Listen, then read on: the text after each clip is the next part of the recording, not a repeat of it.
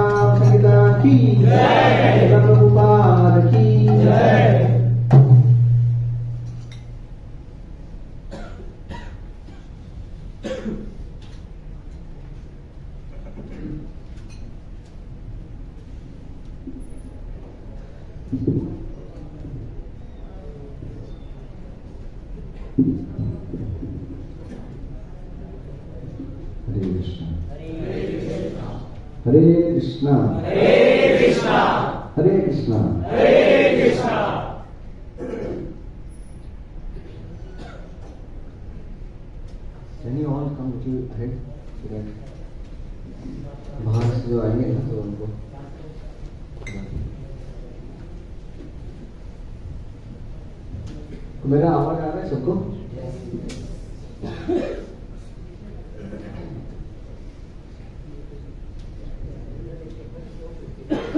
Hare Krishna Hare Krishna Hare Krishna Krishna Krishna Hare Hare Hare Ram Ram Ram Hare Hare Hare Krishna. So, how many of you are coming first time? Okay, some are first time. So, I would like to give a brief introduction. So, Prabhuji's name is Sundar Chaitanya Prabhuji, and Prabhuji did his BE in chemical engineering, and then after that he did from Pune University. Prabhuji did chemical engineering from Pune University, which actually we know Pune University is famous.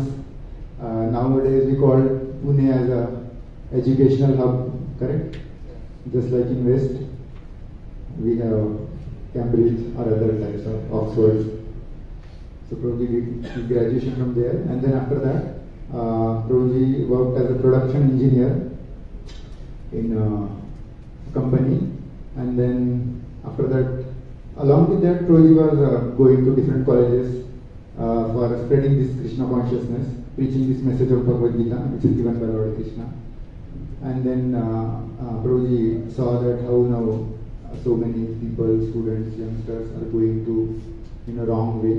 Then he thought that why not take a step for youth. And then Prabhuji decided to become full-time devotee and then now currently Prabhuji is serving as full-time duty, and Prabhuji visit to many places, like here IIT Bombay is there, in Mumbai.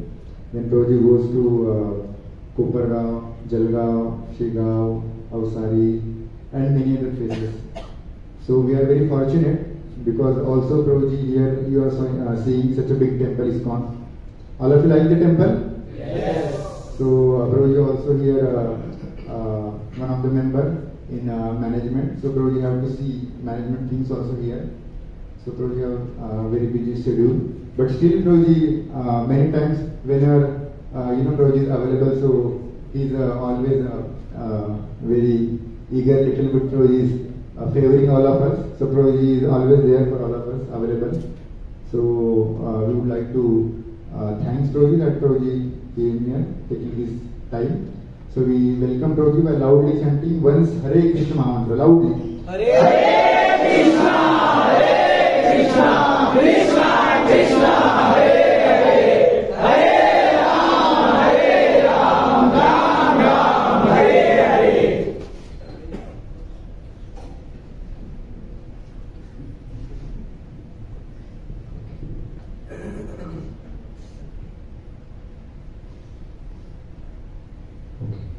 So, how many of you like controversies?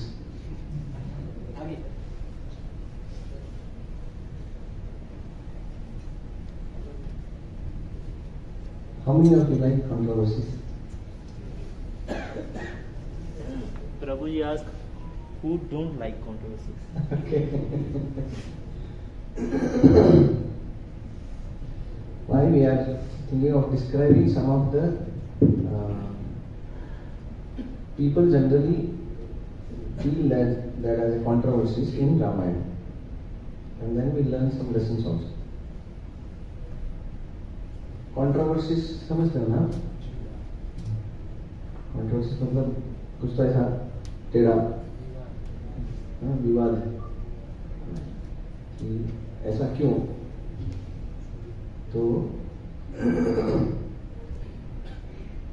एक तो है कि when we are learning from Ramayana, first thing we understand is Ramayana is not just a book. Ramayana is not just a story. तो ऐसा नहीं है कि वो छोटे बच्चों को सुनाने के लिए वो कथा कुछ होते हैं ना, एक राजा था और उसकी रानी तो होनी चाहिए, तो वो भी थी, और फिर उनको एक पुत्र भी होनी चाहिए, तो वो भी थी, और बहुत अच्छी भी थी वो, और फिर कोई एक जादूगर या जादू तो आती है, तो उसको उड़ा के लेके जाते हैं, और फिर वो कहीं तो उसका जो वो मरती नहीं है, तो उसका जान कहीं तो रहता है, तो फिर वो बहुत प्रयत्न करके कोई तो जाता है, छुड़ाता है, उसको मार के आता है वगैरह। तो ऐसे बहुत सारे कथाएं रहती है। या हम देखते हैं टॉम एंड जेरी, तो चलता रहता है उनका झगड़ा, उनका किसी का टांग खींच रहा है, किसी का मूंछ खींच रहा है वगैरह। तो महाभारत रामायण ऐसा टॉम एंड जेरी नहीं है। रामायण महाभारत ये कुछ ऐसा काल्पनिक कथा नहीं है।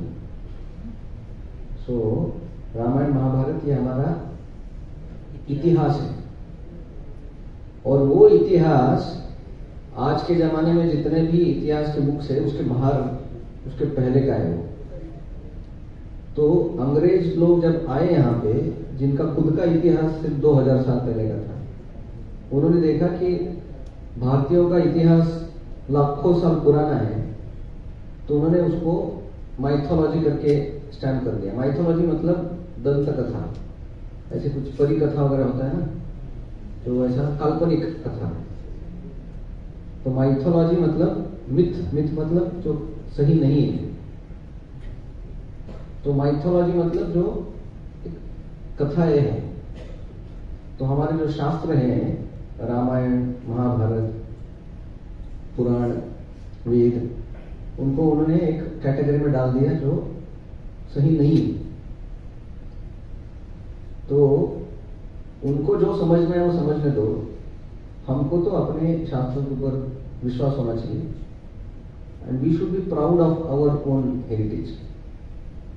दूसरे लोग आके भले ही उसका अपमान करें, हम अपने आप को अपना ही अपमान नहीं करना चाहिए, एटलीस्ट उतना तो होना चाहिए। तो ये जो रामायण है वो एक सिर्फ बुक नहीं है, ये हमारा इतिहास है। और हम देखते हैं कि ये हमारे इतिहास में सब है, जितने भी बॉलीवुड हॉलीवुड के मूवीज है और सबका ब्लूप्रिंट वहीं पे है। आप कोई भी मूवी देखिए, उसका जो स्क्रिप्ट रहेगा उसका कुछ ना कुछ तो रामायण महाभारत से ही आएगा। वो एक विलन रहेगा, वो विलन कुछ तो हीरोइन को किडनैप करेगा, फिर वो हीरो जाके उसको छुड़ाएगा वगैरह वगैरह। तो जो भी कुछ बनता है ये दुनिया में वो सब ऐसी ही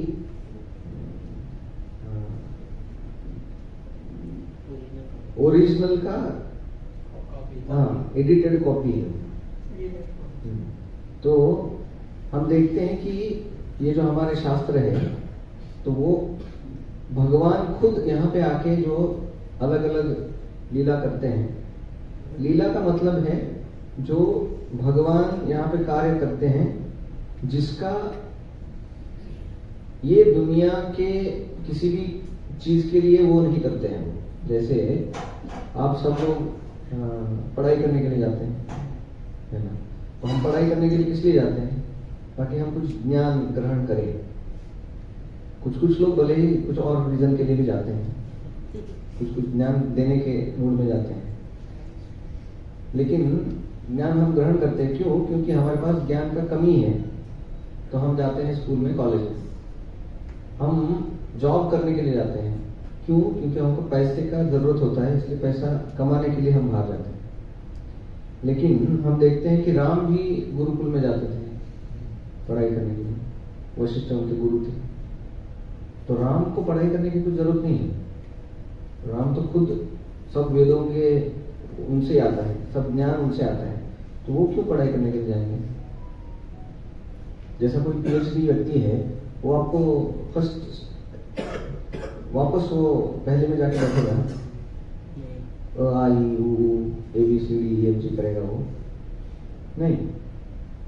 लेकिन वो जा सकता है एक कारण के लिए। पता है कौन से कारण के लिए? सिखाने के लिए।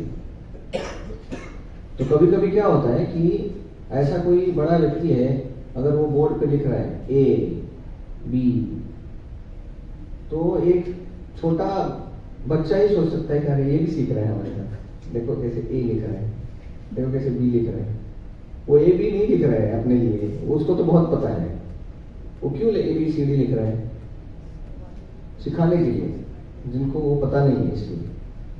तो भगवान जब ये आते हैं यहाँ पे, तो वो भी कुछ ऐसे लीलाएं करते हैं। जैसे वो आते हैं यहाँ पे, तो फिर जब घर में कुछ इश्यूज हो जाता है तो उनको वनवास भेजा जाता है। तो लोग सोचते हैं कि देखो भगवान के साथ भी कितना बुरा होता है। तो भगवान भी अपने भोग, अपने कर्म के कारण देखो उनको भी कितना तकलीफ होता है। भगवान को तकलीफ नहीं होता है कभी भी।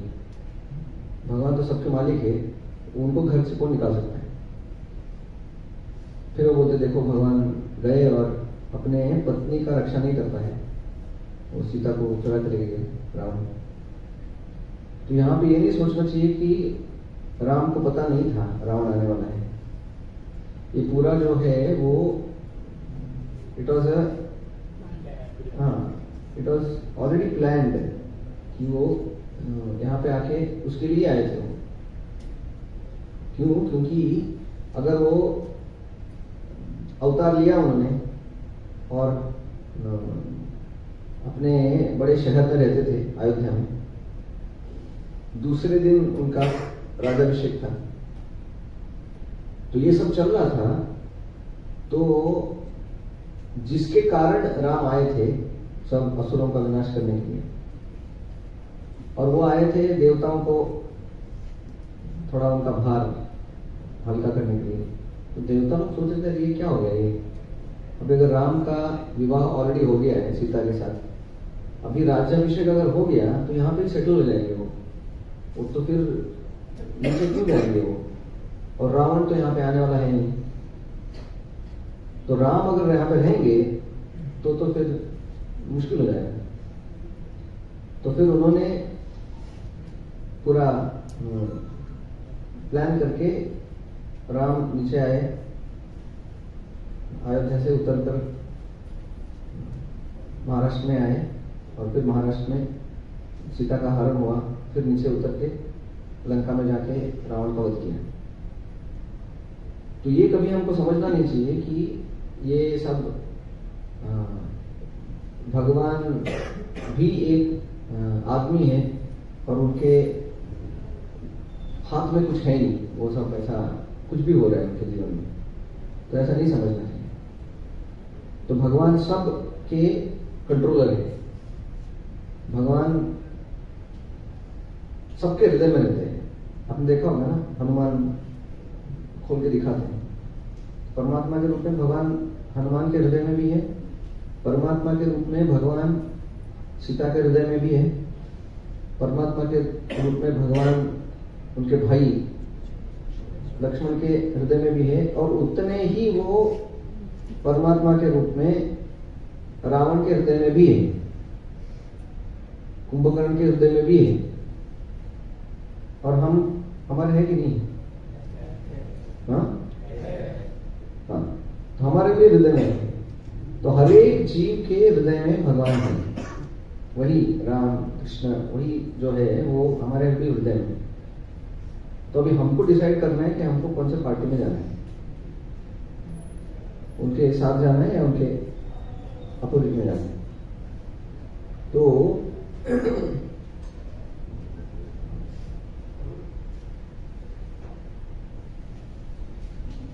बैठने के लिए जगह है सबको? पीछे जगह है ना?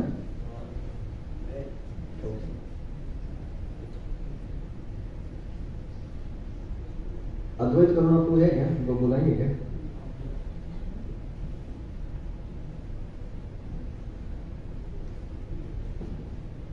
तो ये जब हम रामायण देख रहे हैं तो एक पहला चीज जो हम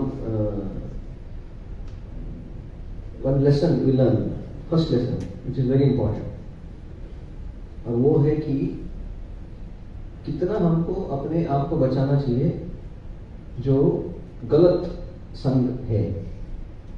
क्योंकि हम देखते हैं हमारा जीवन हमारे संग के ऊपर होता है, जैसा संग वैसा रंग, और ये संग हम कैसा चूज करते हैं उसके ऊपर हमारा आगे का फ्यूचर रहता है।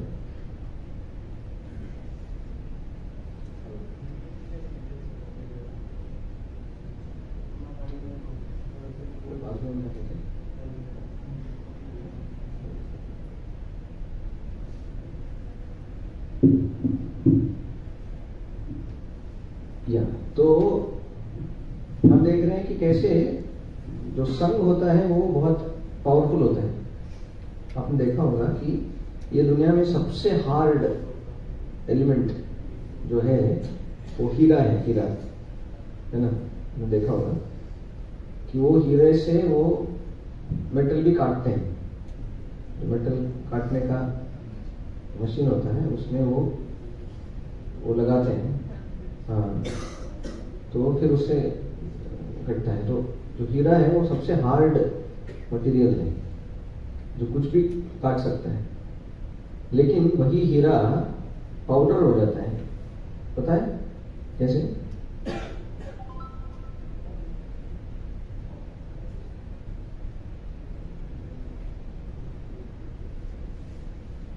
अगर वो खटमल के संग में आता है, और खटमल का जो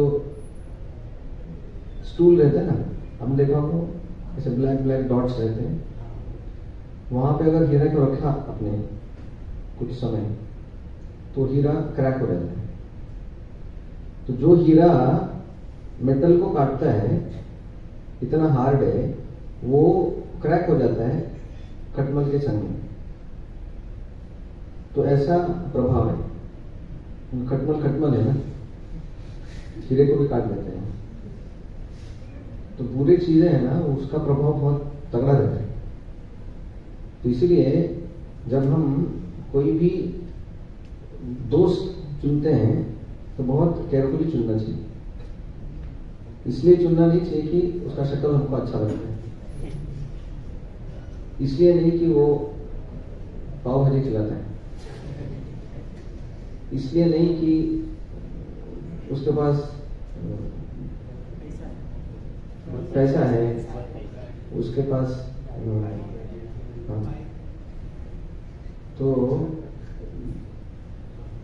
तो ये सब चीजें नहीं देखना चाहिए। हमको ये देखना चाहिए कि उससे उसका व्यवहार कैसा है और उसका नियत कैसा है उसका।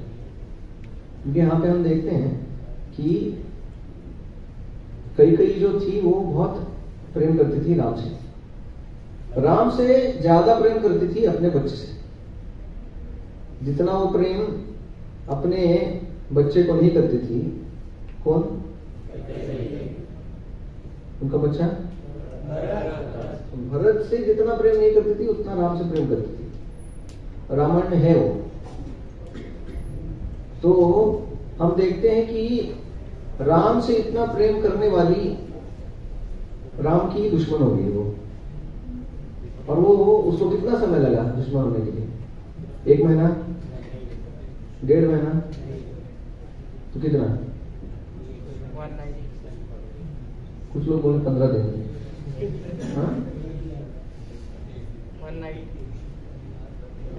It just took 1 night।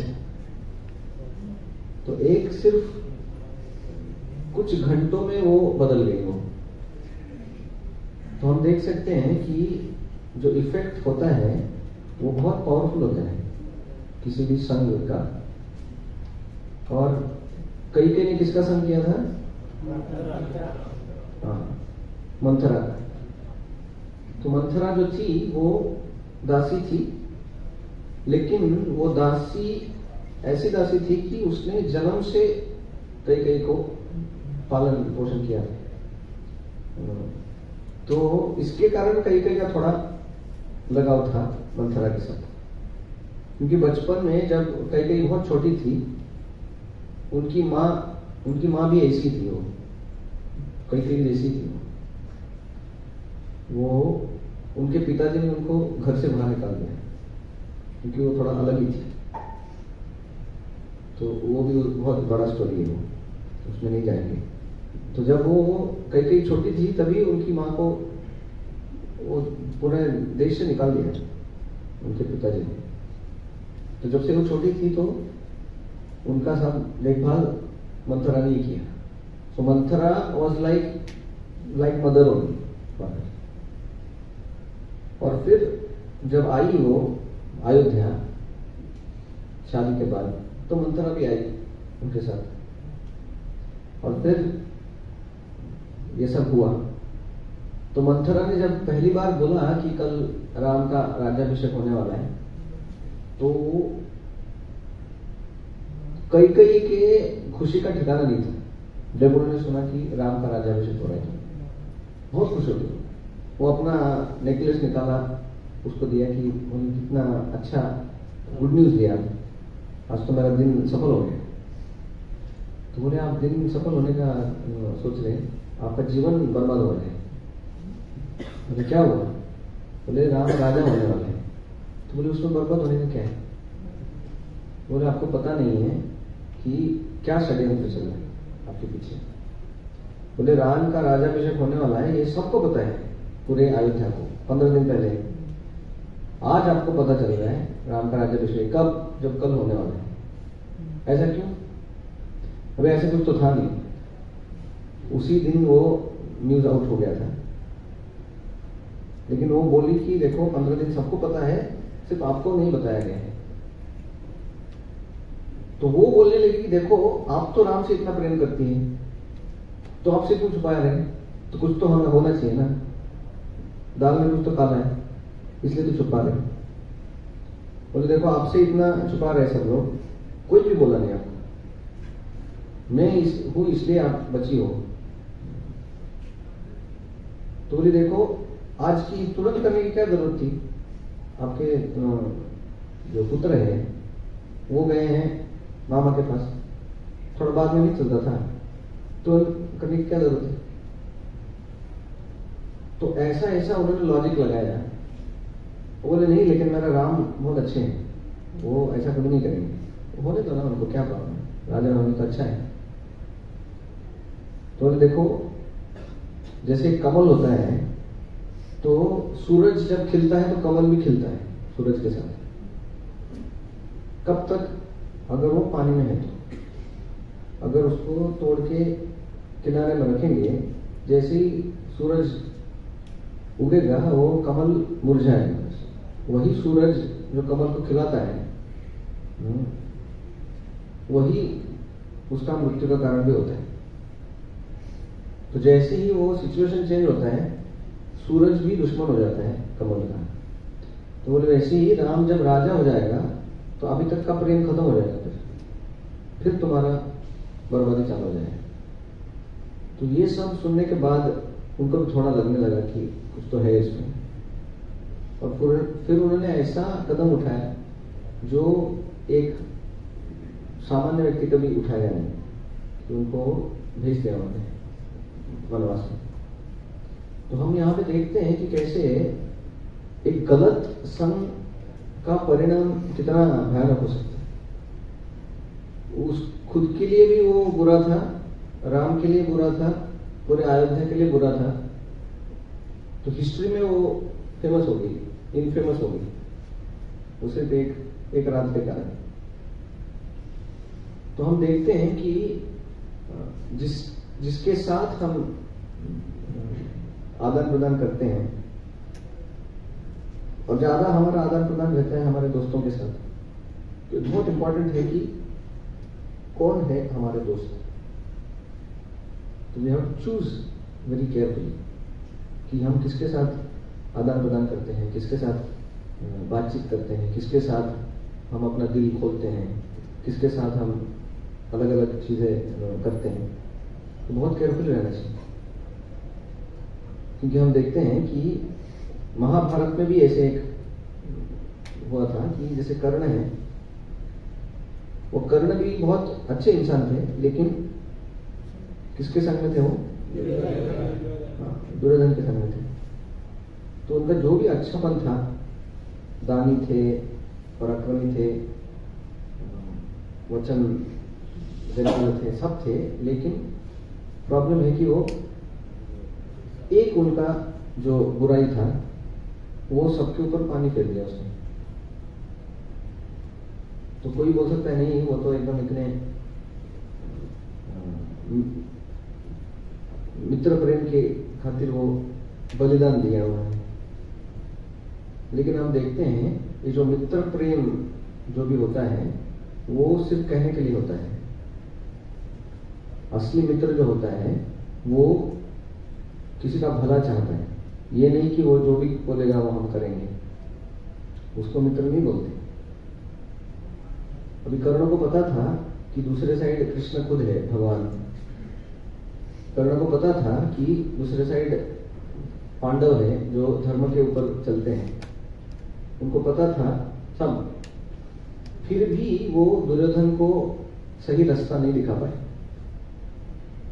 वो दुर्योधन को कभी ऐसा बोले नहीं कि दोस्त ऐसा मत करो, ये गलत है। तो सब हाँ में हाँ मिलाते जा रहे थे। तो इसीलिए ये समझना चाहिए हमको कि हम अच्छे हैं या बुरे हैं, ये बहुत डिपेंड होता है कि हम किसके साथ हमारा दोस्ती है। हम बहुत अच्छे हो सकते हैं, लेकिन अगर हमारा कनेक्शन किसी गलत व्यक्ति के साथ है तो हम भी उसी के भागीदार हो जाते हैं।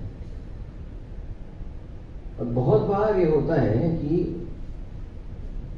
ये बताया जाता है कि कर्ण तो बहुत अच्छे दोस्त थे, लेकिन हम देखते हैं अगर महाभारत हम देखेंगे तो कितना कर्ण ने दोस्ती निभाया वो भी हम देख सकते हैं। दुर्योधन ने कर्ण को अपने गुट में शामिल किया था, इसलिए उनको पता था कि एक दिन युद्ध होने वाला है। वही तो टारगेट था कि ये हमारे ग्रुप में आ जाएगा तो हमारा शक्ति बढ़ जाएगा। अर्जुन को टक्कर देने वाला एक ही व्यक्ति है, तो ये तो इसको मैं किसी भी हालत में छोड़ूंगा नहीं। तो उसको अंदर लेने के लिए उन्होंने कुछ सब जो उनके हाथ में था वो सब किया। उनको राजा बनाया, उनको सम्मान दिया, तो उनको भी लगा कि है कोई तो है ये दुनिया में मेरा सम्मान करने वाला, तो वो भी जुड़ गए। लेकिन आपको पता होगा ये जो महाभारत का युद्ध हुआ कितने दिन हुआ? 18 दिन हुआ। तो उसमें से 10 दिन कर्ण लड़ाई करने के लिए आए नहीं। पहले 10 दिन कर्ण बोले मैं लड़ाई नहीं करूंगा। पता है क्यों? क्योंकि लड़ाई के पहले उनका मीटिंग हुआ कि कौन क्या करेगा, कैसे करेगा। तो उसमें भीष्म ने बोल दिया कि ये इतने पावरफुल नहीं है कर्ण। तो कर्ण को थोड़ा सा नीचे का दर्जा दिया। उसमें रहता है रथी, महारथी, अधिरथी वगैरह वगैरह। तो उनको अर्धरथी बोलते हैं कि ये आधा ही है। तो उनको बहुत गुस्सा है, बोले कि ये क्या है, सब लोग मेरा ऐसा मजाक उड़ा रहे। तो दुर्योधन ने देखा कि अरे ये दोनों मेरे पावरफुल मोहरे हैं और ये दोनों अपने आपस में भिड़ गए यहाँ पे। अभी तो लड़ाई चालू ही नहीं हुआ, ये अंदर ही लड़ाई चल रही है। तो उन्होंने दोनों को पैसिफाई करने का, जिसके बोलो देखो आप दोनों भी मेरे लिए बहुत इंपॉर्टेंट हैं, आप बैठो आप बैठो। उन्होंने बहुत समझाया, लेकिन कर्ण इतना गुस्सा हो गए थे, इतना ईगो था। कर्ण बोले मैं तब तक रणभूमि में नहीं आऊंगा जब तक ये बुढ़ा वहां पे रहेगा। तो आप सोच सकते हो कि दुर्योधन को कैसा लगा होगा। अरे इसको इतना खिलाया पिलाया उस काम के लिए, अभी जब लड़ाई चल रहा है तो ये तो बैकफुट पे आ गया है। तो हम देखते हैं कि जब एक्चुअल मदद करने का समय आया दुर्योधन को, तो वो तो अपना एटीट्यूड लेके वो निकल गया, वो अपना ईगो लेके निकल गया, नहीं लड़ूंगा। तो कहां पे है दोस्ती यहाँ पे? तो कर्ण तो अपने ईगो के कारण ईगो को ज्यादा इंपॉर्टेंस दे रहे थे दोस्ती से।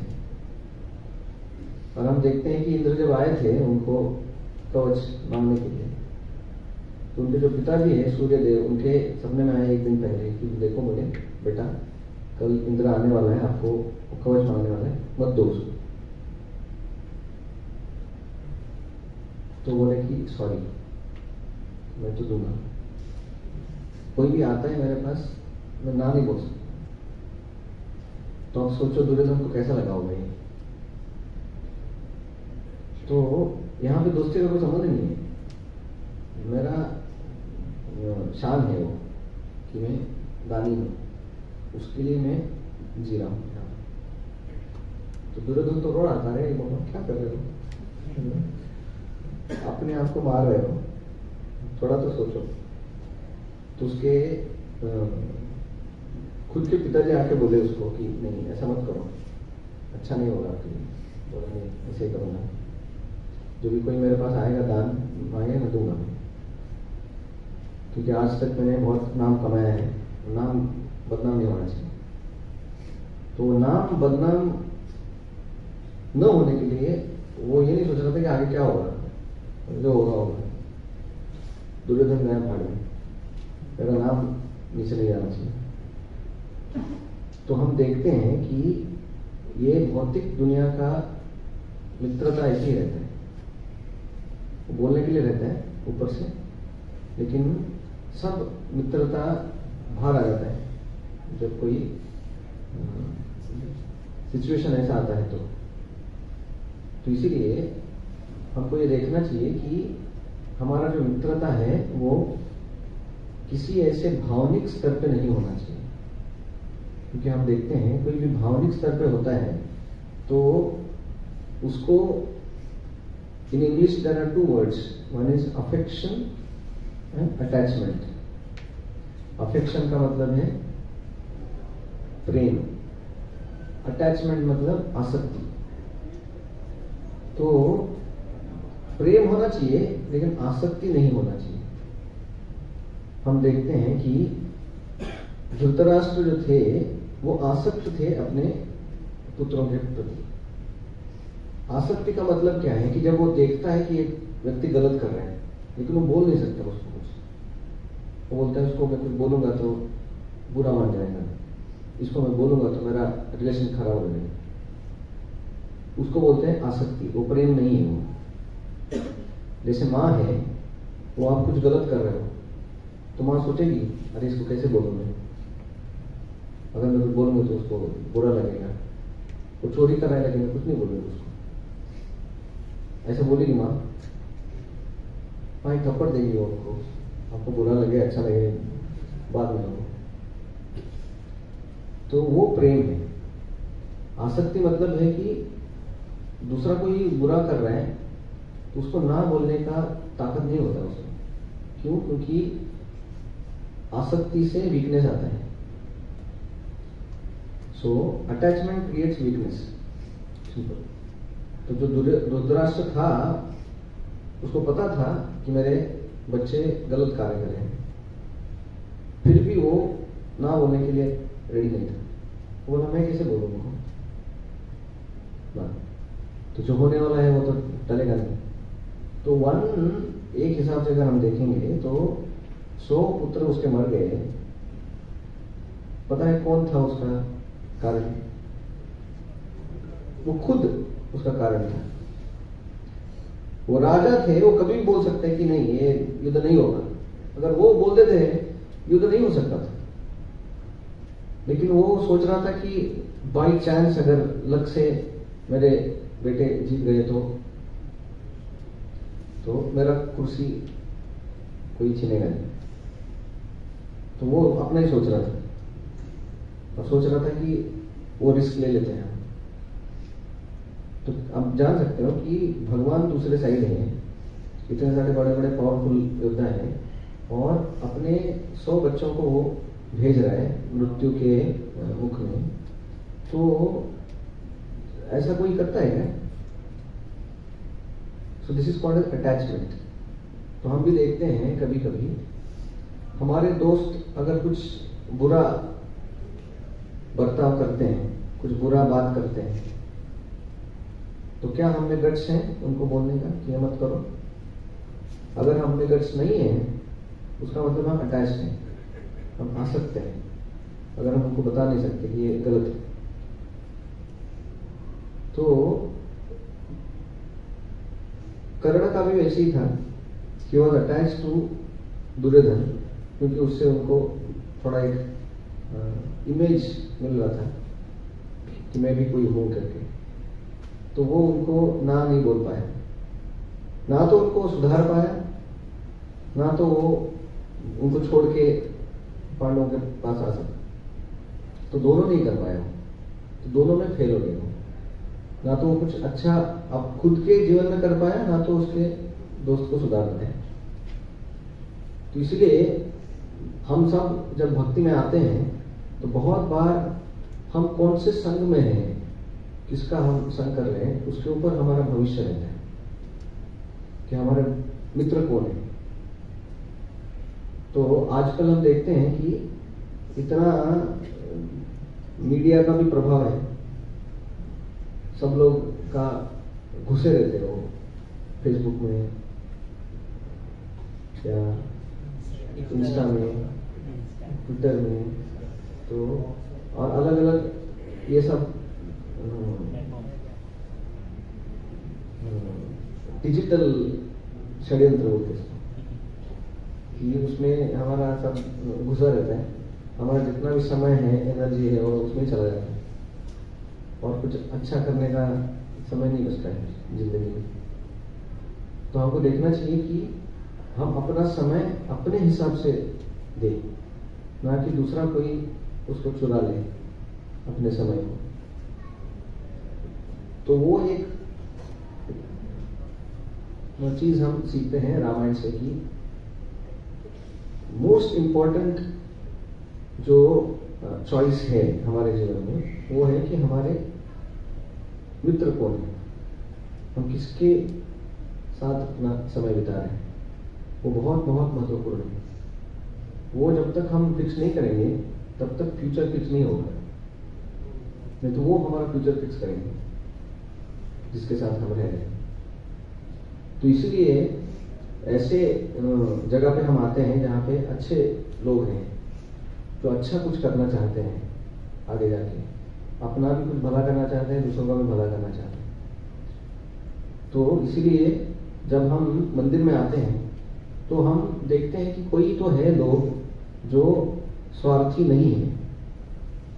हम देखते हैं कि बाहर की दुनिया में हर एक व्यक्ति स्वार्थ का ही,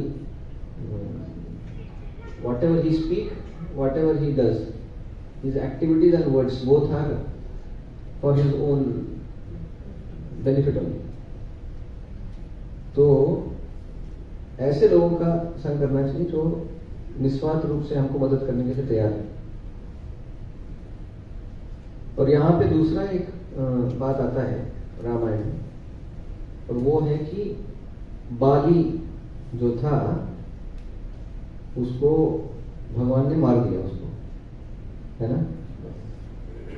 तो बहुत बार लोग ये सोचते हैं कि ये तो बहुत बुरा हुआ, वाली तो इतना पावरफुल था, लेकिन राम ने उनको छुप के क्यों मारा? मारना है तो आके मारते थे, मारना ही है तो चैलेंज करके मारते थे। ऐसे कायर के जैसे छुप के उन्होंने वार किया बाली के। अब सुना है? तो चीटिंग करके उसको मार दिया। तो जब राम ने मारा था उसको बाली को, तो जब वो लगा उनको तो वो गिर गए वो, तो राम आए वहां पे। तो अगर आप रामायण पढ़ेंगे तो आपको समझेगा कि वो उनका बीच का संवाद क्या हुआ। तो वाली जब देखा कि बाण लगा उनको समझा कि राम ही है जिन्होंने मारा है, क्योंकि वो इतने शक्तिशाली थे कि उनको कोई बाण ऐसे नहीं मार सकता था। तो क्योंकि वो थोड़ा उनको ऑलरेडी खबर पहुंच गया था कि कोई तो दो व्यक्ति है ये सुग्रीव के साथ, और राम बोले थे कि आप जाओ उनको चैलेंज करो, फाके करो, उनको लड़ाई करो उनके साथ। तो सुग्रीव गए थे, चैलेंज किया, वाली आ जाओ देखता हूं उनको। तो वाली बोला, अरे ये तो मैं अब तक भाग रहा था मेरे से, मरते मरते बचा है कितनी बार, आज इसको कहाँ से आया ये बल मुझे चैलेंज कर रहे हैं। तो वो आए तो देखा कि खड़ा है, तो दोनों का युद्ध हुआ, बहुत पिटाई किया उनका। और सुग्रीव यहाँ देख रहा था कि कहाँ है राम, बाढ़ नहीं आ रहा है। तो बाढ़ का वेट कर रहे थे, बाढ़ आ ही नहीं रहा था।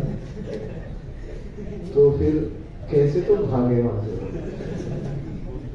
तो मरने ही वाले थे तो भाग गए वो वहां से। तो आके पूछा, राम को क्या है, आपने बाण नहीं मारा, आप तो बोले थे कि आप बाण मारेंगे उसको। तो राम बोले, देखो कि क्या है कि मैं पहचान नहीं पाया कि बाली कौन है और सुग्रीव कौन है, अब दोनों एक जैसे दिख रहे थे। तो गलत बाण मारता तो आपको ही लगता, तो इसलिए मैं बाण नहीं मारा। लेकिन ऐसा नहीं हो सकता है, क्योंकि राम तो भगवान है, वो इतना ऐसा गलती नहीं हो सकता उनसे कि उनको पता न चले कि कौन कौन है।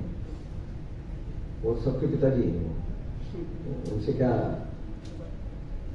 लेकिन उन्हें सुग्रीव को पिटवाया अच्छी तरह से। क्यों पिटवाया बताएं? क्योंकि राम और लक्ष्मण जब आए थे पहली बार,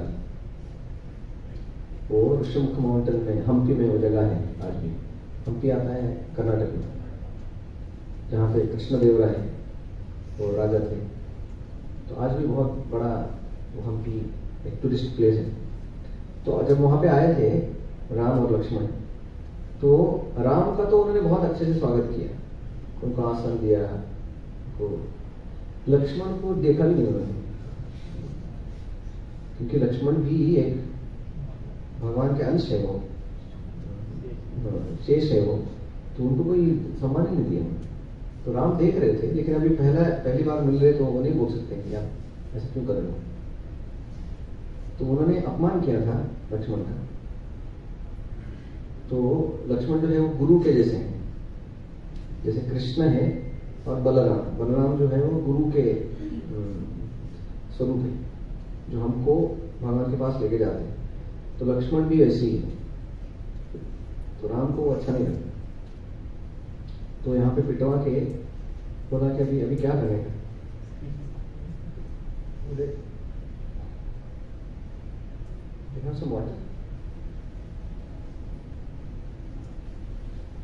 तो उन्होंने बोला कि देखो, ये जो समझ नहीं आया ना मुझे, तो अभी ऐसा करो कि कुछ पहन के जाओ आप, सेपरेट गारलैंड वगैरह, फूलों का हार। अभी फूलों का हार तो फाइटिंग चलेगा तो वो टिकेगा क्या। तो बोले ये फूलों का हार पहनो आप, और लक्ष्मण है वो आपको फूलों का हार देंगे। तो वो लक्ष्मण के आगे वो झुके हो, फिर लक्ष्मण ने उनको कृपावश वो हार दिया। तो फिर राम को थोड़ा संतुष्ट हो गया, ठीक है ये झुकते भी हैं। लेकिन झुकने के लिए बहुत पिटाई करने को पिटाई, तो हमको पिटाई होने से पहले झुकना चाहिए। तो फिर वो हार पहन के उनको बोला कि अभी वापस जाओ। वो बोले अभी वापस अभी जैसे पिटाई हुआ था। बोले नहीं अभी आप जाओ, मैं हूं यहाँ। तो वाली वापस गए थे घर में, उनके पत्नी के साथ थे। ये वापस और एक कुछ घंटों बाद ही आता है, वाली बाहर निकल। तो उनकी पत्नी बोली कि ये हो ही नहीं सकता है, लेकिन वो क्यों आएगा ऐसे, अभी तो पिट के मरते मरते बचा है, वो गया है। तो कुछ तो पीछे रहेगा, तो आप थोड़ा आज के दिन आप मत जाइए बोले। तो जो वाली थे वो तो बोले नहीं, कोई भी हो, देखते हैं कोई वो। That's how he went out to fight with Sugriva. तो सुग्रीव को देखा पूरा पिटा हुआ वापस आया था। तो बोले आज तो तुमको मैं मार दूंगा, आज अभी छोड़ दूंगा तुमको। तो फिर दोनों का युद्ध हुआ, और फिर राम ने लक्ष्य करके मार दिया। तो वाली को जब लगा तो राम भी आए वहां, वाली मर रहा था। तो वो तो बहुत गुस्सा हो गया था राम के ऊपर कि आपने ऐसा क्यों किया करके। तो राम ने बोला देखो, एक तो चीज है कि आपने जो गलती किया वो आप न मान के ये नहीं बोल सकते कि दूसरे क्यों गलती करें। आपको कोई आधार नहीं है आपको ऐसे दूसरों के ऊपर गलती निकालने का। क्यों? एक तो है आपने अपने भाई को अननेसेसरली इतना कष्ट दिया, दूसरा भाई का पत्नी आपने चुरा लिया। तो ये दोनों का कोई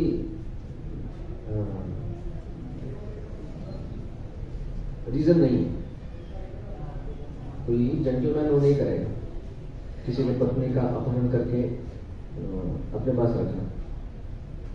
और उसके जान पे तो ये जो वाली है वो अब तक उसने बहुत बार ये ट्राई किया था वाली को जान से मार डालने का, सुग्रीव को। तो सुग्रीव पूरा जंगल, पूरे जितने भी प्रदेश है ये पृथ्वी के ऊपर वहां पे भाग रहे थे।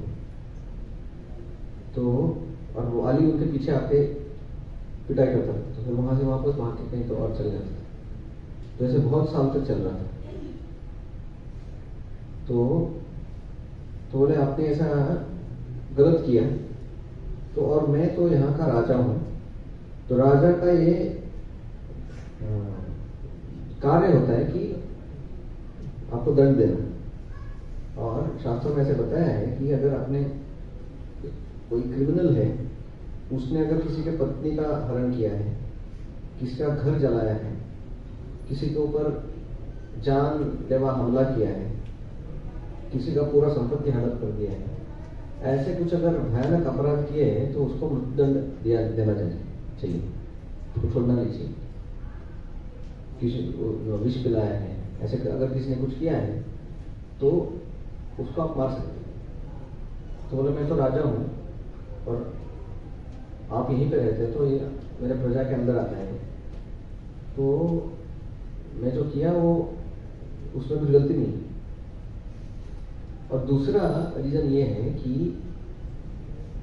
हम देखते हैं कि जो क्षत्रिय है वो अपना जो वीर्यता जो है वो बना के रखने के लिए वो हमेशा ऐसे जाया करते थे जंगल में, और वो शिकार करते थे। देखा होगा क्षत्रिय लोग जाके शिकार करते थे, किसी हाथी को मारना या किसी जो भी है वो उनको मारते थे। तो ये जो शिकार था वो कुछ ऐसा हॉबी नहीं था, वो कैसे मन आ गया उनका तो आज शिकार करने जाते हैं, 2-4 लोगों को मार लेते हैं, ऐसा नहीं था। वो शिकार जो होता था वो उनका जो that is like the exercise for them. क्योंकि अचानक आप सो रहे हो 4 साल, अचानक आपके सामने आके कोई एनिमी आके खड़ा हो गया, तो you not have that strength to fight with him, अगर आपका वो अभ्यास नहीं है तो शस्त्र अस्त्र चलाने के लिए वो भी आपको फिट होना चाहिए इतना। तो इसलिए वो जाते थे, क्योंकि कितना भी आप कैपेसिटी आपका क्यों ना हो, अगर आपका अभ्यास नहीं होगा तो आप परफॉर्म नहीं कर पाएंगे, आप फेल हो जाएंगे। तो इसलिए हम देखते हैं आजकल बहुत सारे लोगों में टैलेंट होता है लेकिन अभ्यास नहीं करते हैं, प्रैक्टिस नहीं करते हैं, उसके कारण वो परफॉर्म नहीं कर पाते। और जो अभ्यास होता है ना उसमें तकलीफ होता है। अभ्यास ऐसी उड़ उड़ के नहीं होते हैं।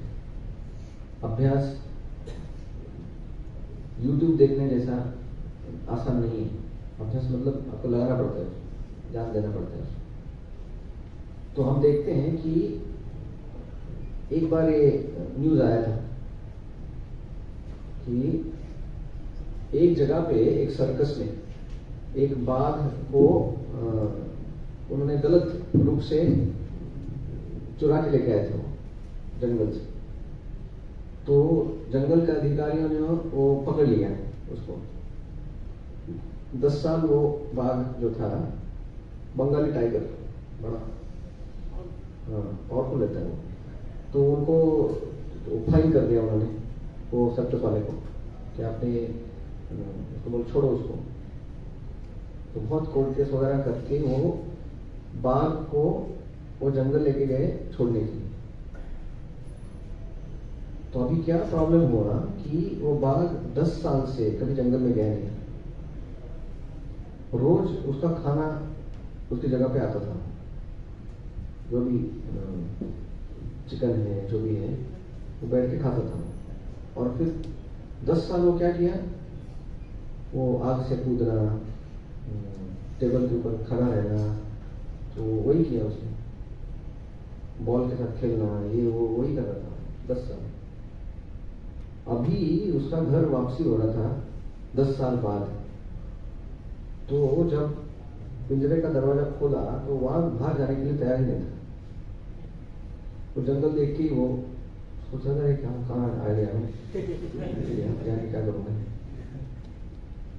लेकिन उन्होंने सोचा कि शायद जस्ट डर रहा है थोड़ा सा उसको समझ में। एक बार अंदर गया तो नेचुरल जीवन जिएगा, उसको छोड़ दिया उन्होंने। बाहर जब अंदर गया तो 2 दिन में ही उन्होंने देखा कि जंगली कुत्तों ने उसको खा लिया, बाघ को।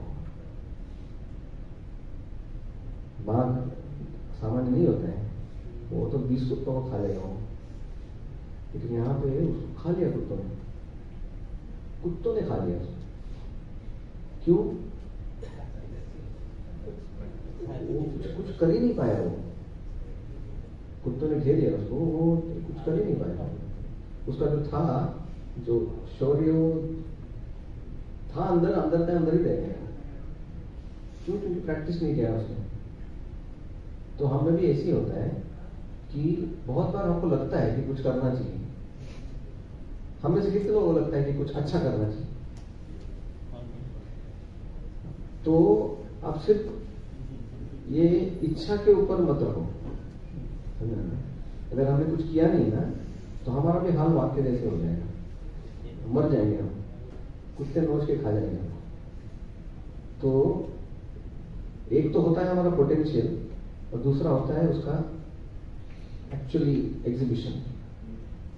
तो प्रयास करना बहुत इंपॉर्टेंट है, उसका प्रैक्टिस करना बहुत इंपॉर्टेंट है। तो हमको भी लगता है कि कुछ अच्छा करना चाहिए, हमारे करियर में कुछ अच्छा करना चाहिए, लेकिन उसका प्रैक्टिस बहुत इंपॉर्टेंट है। वैसे ही हमको लगता है कभी कभी कि भक्ति भी अच्छा करना चाहिए, लेकिन सिर्फ इच्छा से कुछ नहीं होता है।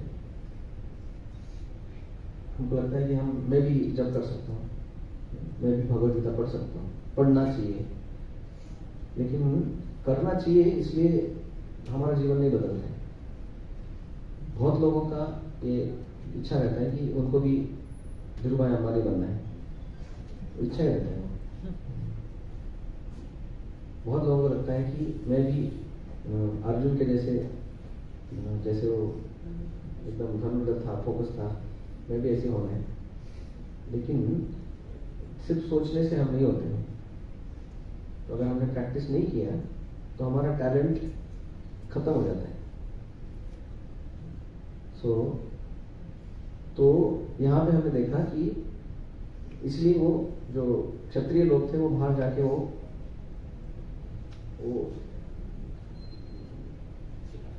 लड़ते थे। वो जैसे कोई शेर आता है तो हाथ में तलवार लेके बाण लेके वो लड़ते थे, उनके साथ उनको मारते थे।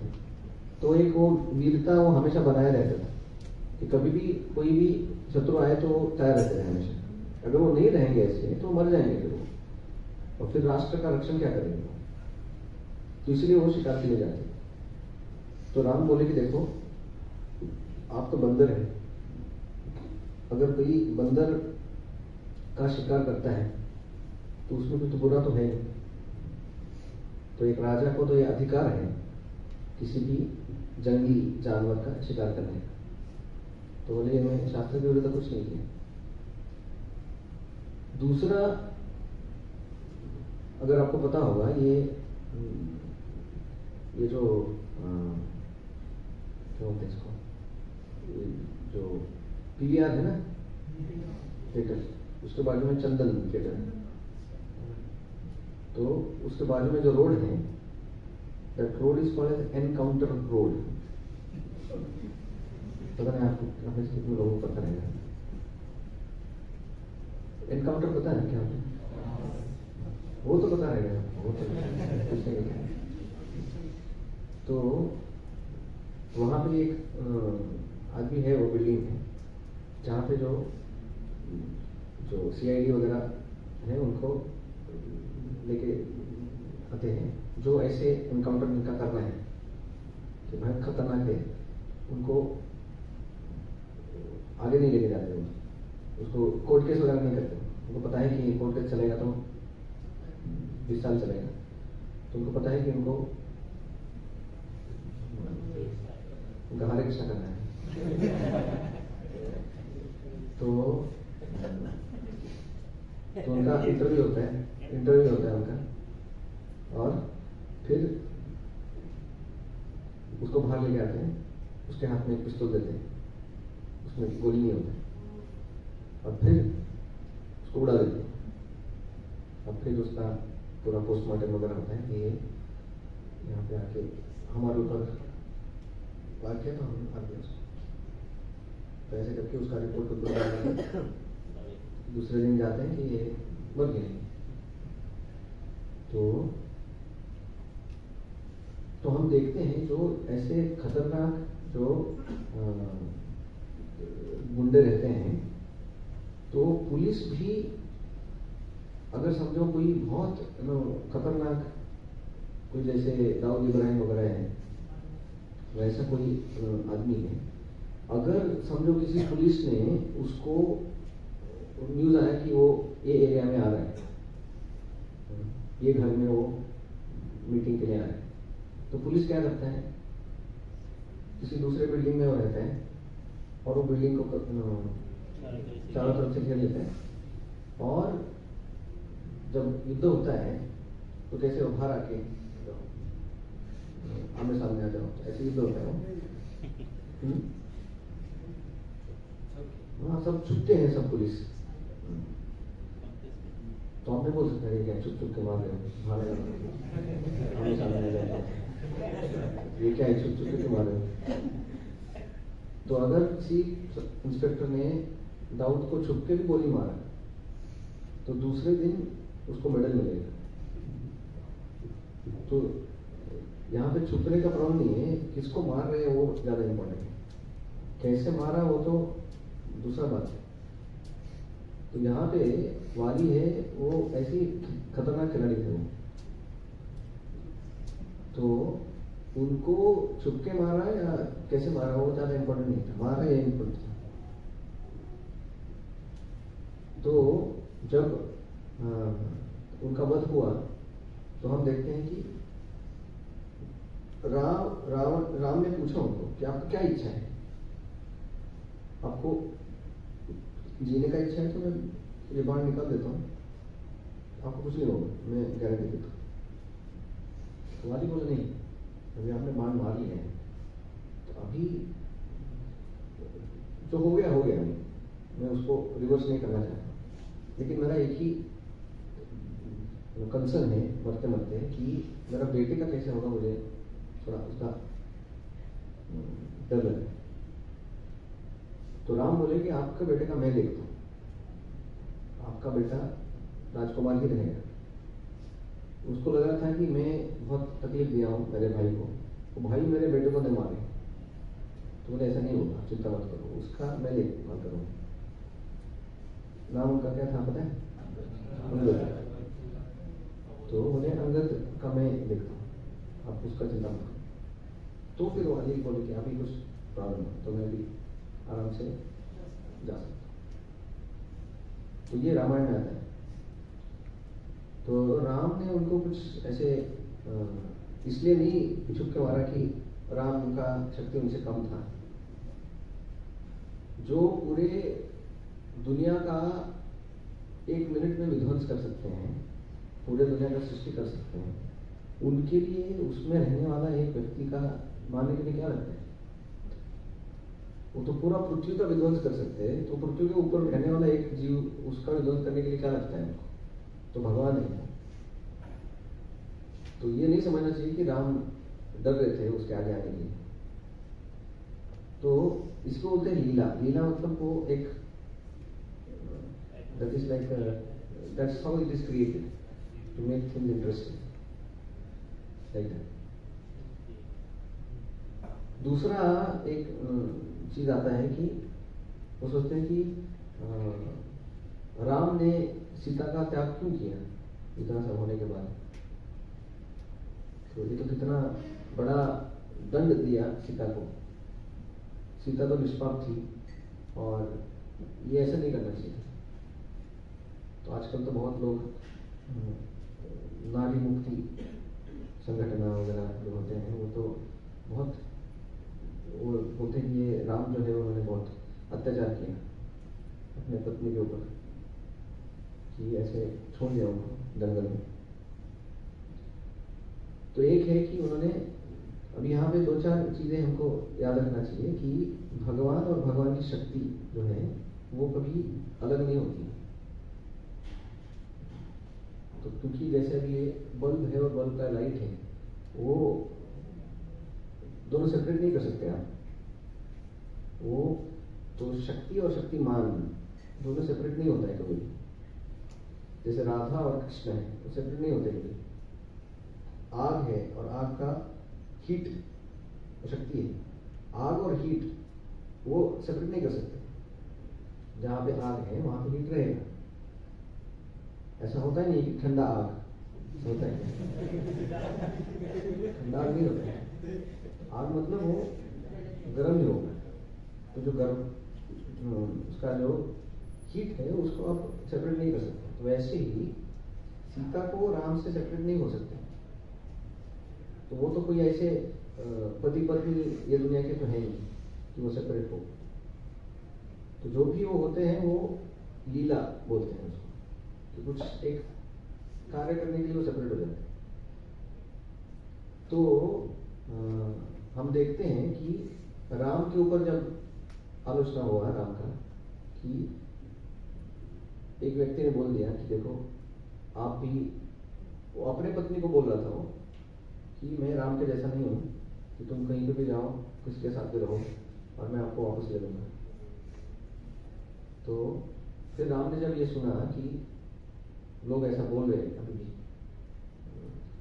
तो राम तो ऐसे नहीं थे कि वो खुद ऐसे अपने आप से कुछ ऐसे डिसीजन लेंगे। तो उन्होंने अपने जो मित्र थे उनको बुलाया। जो राम के मित्र थे अयोध्या में, जिनके साथ वो आदान प्रदान करते, मित्रों को पूछा कि आपको क्या लगता है क्या करना चाहिए।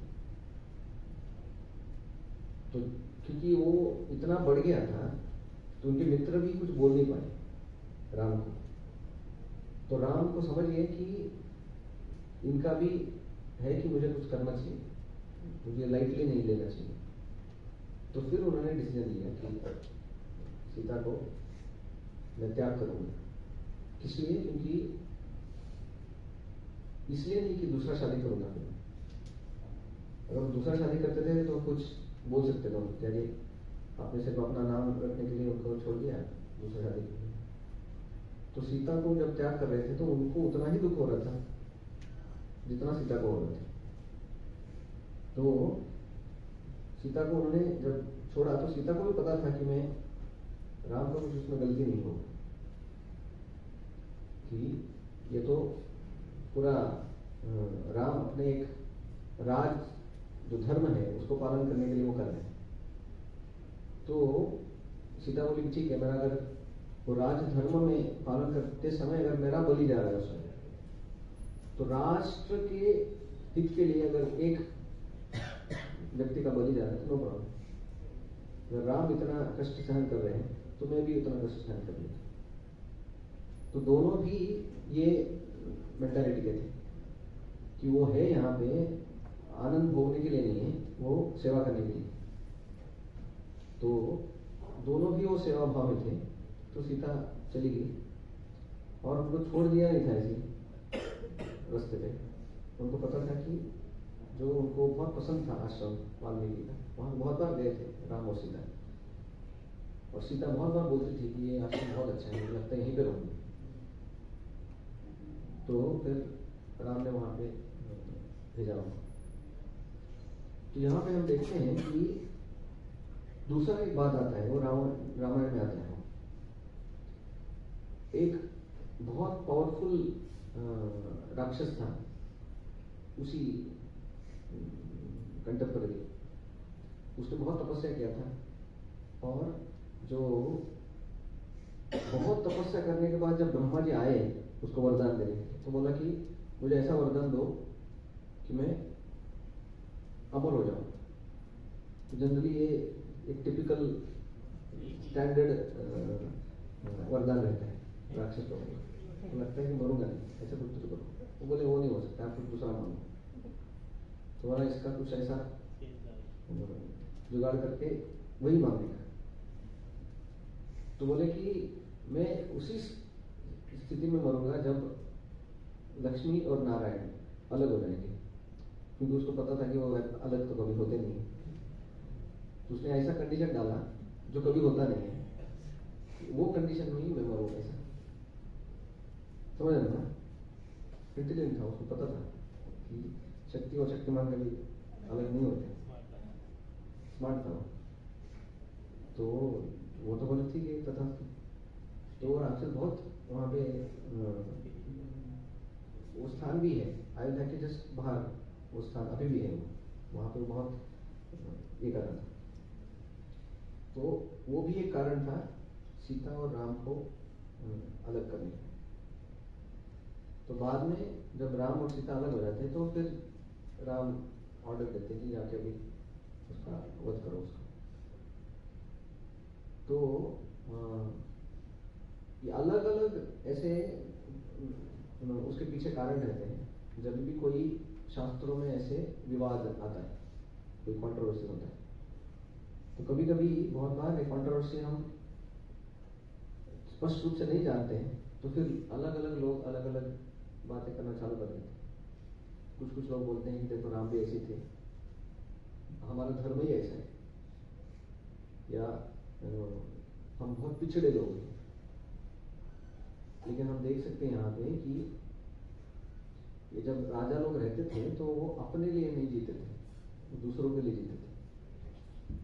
तो राम जो भी किए वो दूसरों के हित के लिए ज्यादा प्रधानता देकर किए। So we see that all whatever happens in Ramayana Mahabharata, the great souls, they have done everything for others' benefit, and that's how we see in Ramayana. So, if you have to summarize today's class, first we saw that we have to be very careful with one thing, choosing friends.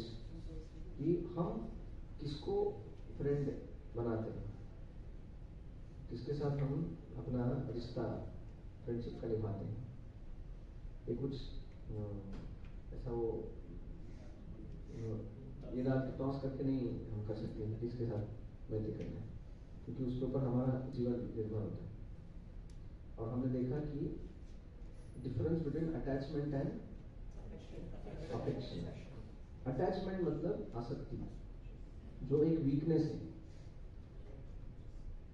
जो आपको गलत होने पर भी आप मुंह नहीं खोल सकते, उसको बोलते हैं आसक्ति। तो हमने देखा कि जो धृतराष्ट्र थे वो आसक्त थे, उनको समझ रहा था कि ये गलत कर रहे हैं, अभी मर रहे हैं, ये कुछ बोल नहीं पाया, बोले मरो, तो कुछ बोलूंगा नहीं। तो पूरे उसके 100 पुत्र मर गए, वो अकेला उसका कारण था कि वो ना नहीं बोल पाया।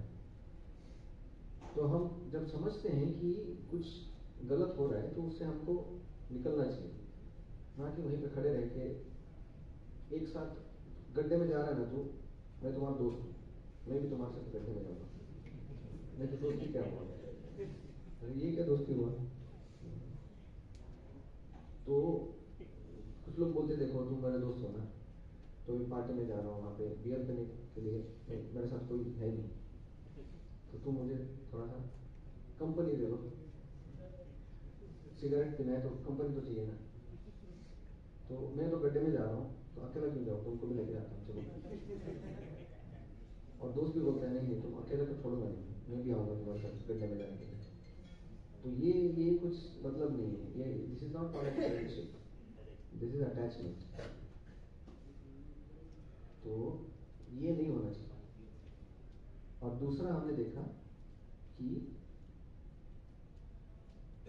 राम जब मारते हैं बाली को, तो हमने देखा कि बाली जो थे वो क्रिमिनल, और उनको मारने में कोई अधर्म नहीं होता, क्योंकि क्रिमिनल को वो कैसे भी मारा तो वो अच्छा नहीं। और दूसरा बाली, जब राम ने बोला कि मैं I can again give you back, Bali से नहीं, तो हो गया। So, and then we saw that how the Sita was banished by Ram, not for his own personal benefit. That was seeing the benefit of the whole nation. He did that. तो चाणक्य पंडित भी बोलते हैं कि अगर हमारे उंगली infect हो गया है और उसका इन्फेक्शन अगर हाथ में जा रहा है तो क्या करना चाहिए? तो उंगली काट देना चाहिए। आप ये मत सोचो कि वो उंगली कट जाए तो क्या होगा, तो वो नहीं कटेंगे तो हाथ खराब हो जाएगा आपका, फिर हाथ काटना पड़ेगा। तो ऐसे ही चाणक्य पंडित बोलते हैं कि अगर पूरा गांव बचाना है उसके लिए अगर एक घर को बलि देना पड़े तो देना चाहिए, क्योंकि वो गांव पूरा बच रहा है। तो अगर एक पूरा राष्ट्र बच रहा है तो एक गांव को बलि देना पड़े तो देना चाहिए। और वो बोलते हैं कि अगर एक आत्मा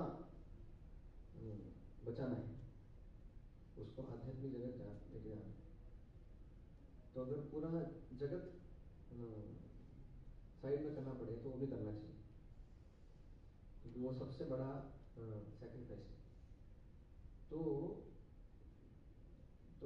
राम तो वही देख रहे थे कि क्या इस सिचुएशन में करें जिससे सब लोगों का भला। तो ऐसे जो रामचंद्र जी हैं तो वो प्रकट हुए थे रामनवमी के दिन। कब है वो? 30 तारीख। तो आज है 19। तो 11 दिन बाद, उससे पहले और एक बार आप आएंगे यहाँ पे। हाँ? तो उसके बाद 2-3 दिन बाद ही रहेगा रामनवमी। तो अभी हम अपने आप को प्रिपेयर कर रहे हैं और रामनवमी को सेलिब्रेट करने के लिए। तो हम राम की महानता, रामायण की महानता, लक्ष्मण, भरत, शत्रुघ्न, हनुमान की महानता को जब we remember them, that gives us inspiration to do something good in our life. और इसमें बहुत इंपॉर्टेंट एक चीज हमने देखा कि desire is one thing, but more important than desire is